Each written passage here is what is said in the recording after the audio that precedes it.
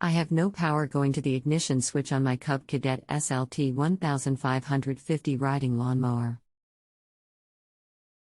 I have power going to one side of the solenoid and can jump it to make the starter work.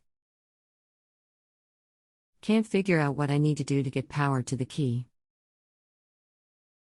Do you know the model of your Cub Cadet lawn mower? How old is it? SLT 1550. How long has this been going on with your Cub Cadet lawn mower?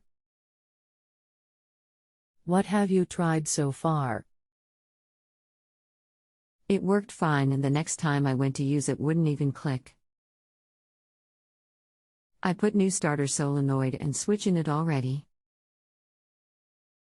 Is there anything else the engine expert should know before I connect you? Rest assured that they'll be able to help you. Also, new battery. Did you check the fuse? Located near the starter solenoid and battery? Fuse is good. I have no power at the ignition switch. When I turn the key, nothing happens.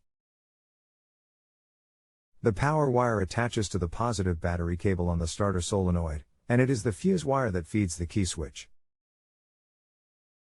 If you flip the key on and off, do you hear the fuel solenoid in the carburetor click? No. Then the fuse is bad, or the wire from the solenoid is bad. I'm getting a new fuse now. How do I check if the wire is bad? You would need a voltmeter to test. I don't have a voltmeter with me. I changed both the fuses and have power on both sides, but still no power to the switch. Fuse wire should go direct to the B terminal of the key switch. Okay, I'm tracking the wires now. Okay.